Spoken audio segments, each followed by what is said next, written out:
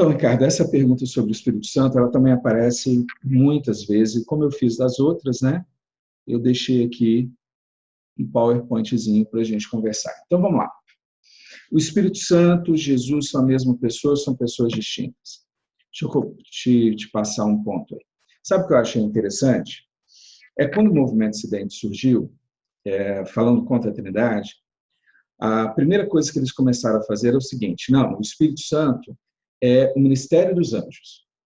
Pega para você ver, pega um fato histórico, que você vai ver, eles não tinham argumentos, aí eles começaram a dizer o seguinte: não, você tem o pai, você tem o filho, aí você tem a terceira pessoa. Não, a terceira pessoa representa o ministério dos anjos. Aí eles vieram com essa história.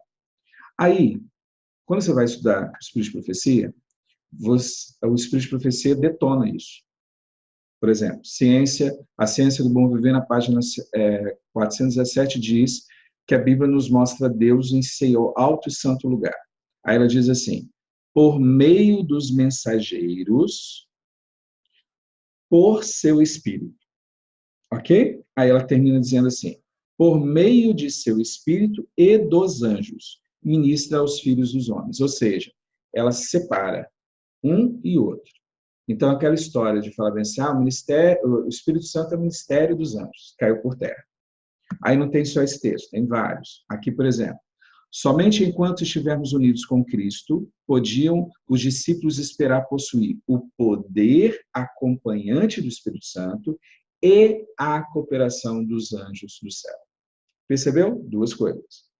E aí, quando a gente vai pegando os Espíritos de Profecia, eu coloquei só 3 aqui. Mas detona essa ideia de que a terceira pessoa da divindade é o ministério dos anjos. Não, o Espírito Santo controla. Vocês vão ver daqui a pouco, a gente vai chegar lá. Mas perceba que todos os textos, os anjos estão ajudando nessa obra e o Espírito Santo está cooperando. Perceba que sempre coloca um do lado do outro. É o Espírito Santo mais os anjos. Então aí caiu por terra. Aí foram pegar outra ideia. Não. Então, o Espírito Santo ou é Deus, ou aí você vai lá e mostra que tem uma passagem que está Deus e o Espírito atuando em 2 lugares diferentes. Aí diz: não, aqui agora é o Espírito de Cristo. Eles fazem uma confusão e chegam a colocar uma doutrina espírita, colocando que o corpo e o espírito vão estar em 2 lugares diferentes. Se você não entendeu essa mensagem de dizer que não tem trindade, essa mensagem de falar que tem Pai, o Filho, e que o Espírito Santo ou é o Espírito de Cristo ou é o Espírito do Pai, isso é espírita. Isso é espírita. Essa é a verdadeira história e apostasia ômega.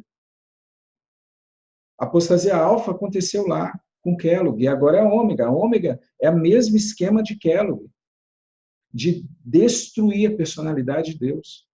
E Ellen White deixa claro isso. E as pessoas não se tocam.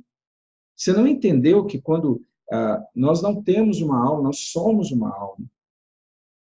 O meu espírito está em mim. E aí eles começam a colocar Jesus em um local e o Espírito de Cristo em outro local. Mas peraí, como assim? Como assim? Isso é doutrina espírita, não é doutrina adventista e nunca foi. E vamos continuar. Vamos ver então que o Espírito Santo, o Pai e o Filho são pessoas totalmente distintas. Esse era o conselho e isso era o que Ellen White colocava. Então, olha só: Desejado de Todas as Nações, página 352. Todos os espíritos celestes, todos. Aí diz: e mais que anjos estão nas fileiras. Então, perceba que esse texto rebenta com aquela ideia anterior do ministério dos anjos ser o Espírito Santo ser o ministério dos anjos. Aí ele continua explicando quem é o Espírito Santo. O Espírito Santo, o representante do capitão do exército do Senhor. Ou seja, o representante do capitão do exército do Senhor. Desce para dirigir a batalha. O Espírito Santo agora assume a representação de Cristo. Ele não é Cristo. Ele representa Entende isso? O Espírito Santo representa. São duas pessoas distintas. Senão o texto aqui estaria equivocado, não precisaria escrever isso. Colocaria o Espírito Santo, que é o capitão do exército do Senhor. Não o representante do capitão. Então, perceba os textos. Agora vamos mais, tem textos mais profundos que mexem. Por exemplo, esse texto mesmo, História da Redenção, falando sobre o batismo de Jesus. Os anjos de Deus paravam sobre a cena do batismo. O Espírito Santo descia sobre a forma de uma pomba e resplandeceu sobre ele. Ele quem? Jesus. Beleza. A voz foi ouvida do Pai e apareceu e Cristo estava lá. Ou seja, aqui nessa cena mostra os anjos, o Espírito Santo, o Pai e o Filho. 4 coisas, 4 seres totalmente diferentes. Os anjos, o Pai estava no céu, o Espírito Santo desceu sobre Jesus e Jesus estava na terra. Se nesse momento agora você colocar, ele é quem agora? Ele é o Espírito do Filho ou ele é o Espírito do Pai? Então você acredita em Espiritismo? Por favor, me poupe. Por isso que Ellen White falou que são 3 pessoas. E essas pessoas, você tem o pai, você tem o capitão do exército, você tem o representante desse capitão que coordena os anjos. Por favor. Os textos são muito claros. E olha o que Ellen White começa. Volto, por favor, a tocar em um ponto. Lembre-se que dentro da Igreja Adventista nós tínhamos 3 grupos. Então, esses textos, Ellen White está escrevendo para dentro da igreja. Ela está escrevendo para quem? Para quem não cria na Trindade. Para quem achava que o Espírito Santo não era a terceira pessoa. E ela vai deixando claro isso. E não é uma passagem, é várias passagens, eu peguei aqui em vários anos. Então, olha só. 97. O príncipe da potestade do mal só pode ser mantido em sugestão pelo poder de Deus na terceira pessoa da divindade, o Espírito Santo. Por que ela cita terceira pessoa? Porque o Pai já estava numa boa. Ninguém o questionou. Agora, a divindade de Cristo já tinha sido colocada e aceita pelas pessoas. Então, agora nós já tínhamos 2 pessoas. Agora ela está falando da terceira, que é o Espírito Santo. Olha lá, 99.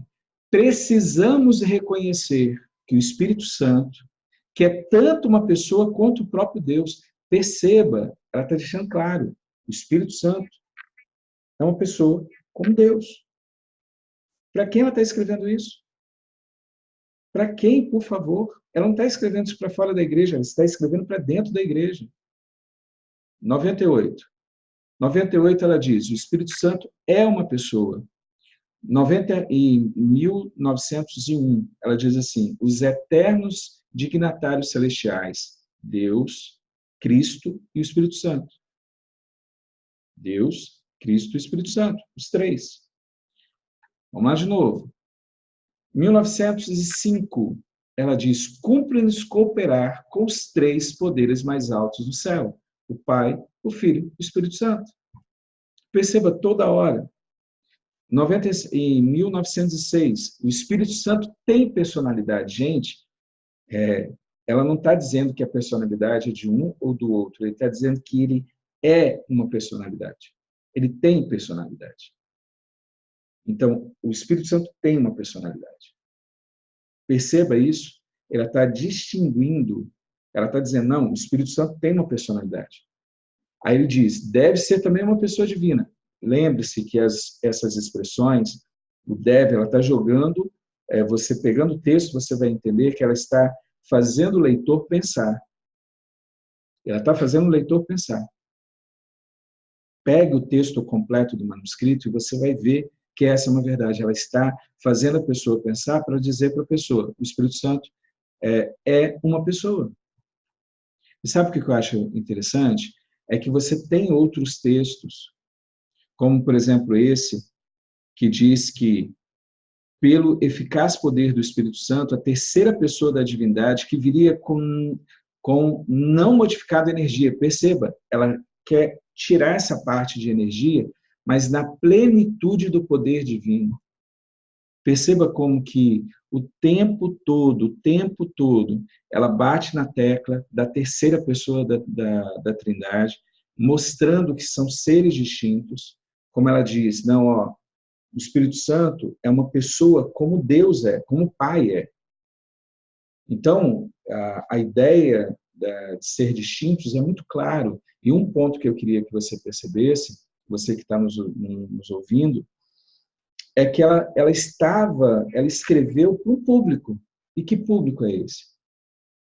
Lembra? Eram 3 grupos. Para quem ela está escrevendo? Ela está escrevendo para aqueles que diziam que o Espírito Santo não era uma pessoa. Ela está explicando, ele é uma pessoa. E aí eles tinham que fazer agora voltar para a Bíblia e estudar a Bíblia. E aí eles iam ver a personalidade, como ele guiou os Atos dos Apóstolos, por exemplo, o livro Atos dos Apóstolos, quando a gente estuda, é muito comum a pessoa que dá aula sobre Atos dos Apóstolos dizer, olha, a gente podia trocar o nome do livro para dizer Atos do Espírito Santo, que é o Espírito Santo que fala, faz isso, faz aquilo outro, faz isso, não faça isso. Pare aí. Não, agora você pode fazer, isso você não pode fazer. Então, o Ricardo e aqueles que estão nos ouvindo,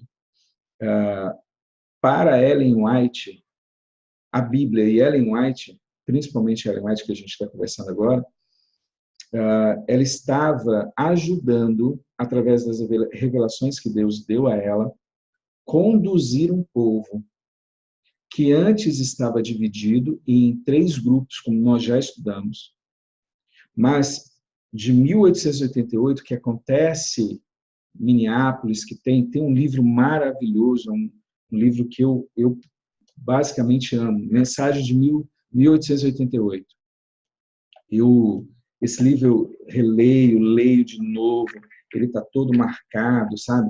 É um livro assim, tanto esse quanto os outros que falam dessa busca, dessa identidade, o livro Trindade também, são livros maravilhosos que vão nos conduzindo, mostrando que estava acontecendo fatos históricos. Aí, quando você vai estudar, pegando as revistas da época, fazendo a pesquisa, você percebe esses 3 grupos claros.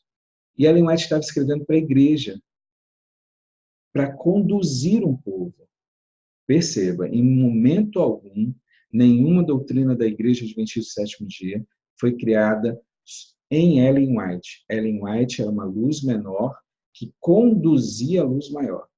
Então, ela tinha uma revelação, os líderes da igreja, os pastores da igreja iam estudar aquela revelação e agora pegariam a Bíblia, para a Bíblia ser respaldada, para a Bíblia respaldar aquilo, e aí ser construída uma doutrina em cima da Bíblia e não da voz de Ellen White. Por isso, o debater das pessoas.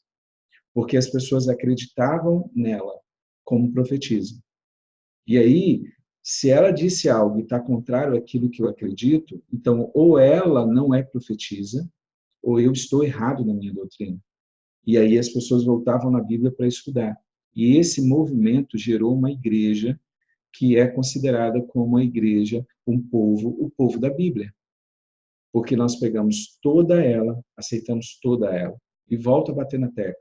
Quando você vê alguém que começa a dizer isso foi adulterado, isso foi adulterado, isso foi adulterado. Mas peraí, foi adulterado, mas só para defender aquilo que ele acredita? Então ele escolhe o que é adulterado? Estranho isso, você não acha? Que só está adulterado aquilo que é contra o que ele pensa. Eu prefiro acreditar que o meu Deus é o Deus Todo-Poderoso. O meu Deus mostra claramente como eu devo ser, como eu estou e devo ser guiado. E você vai perceber que no decorrer da entrevista, todos os momentos, Deus respaldou todos os momentos, para que nós não pudéssemos ter dúvida. Tudo está lá claro, muito claro. Eu não acredito e não gosto quando as pessoas falam que o tema Trindade é um tema polêmico. Ele não é polêmico, no sentido de não ter base bíblica. Eu vejo e acompanho pessoas que não querem estudar, elas querem impor a sua opinião. Elas querem impor aquilo que elas acreditam. Elas não querem vir para estudar os fatos históricos. Elas não querem vir, elas estão repetindo igual um papagaio. E não foram fazer a pesquisa. Não foram pesquisar.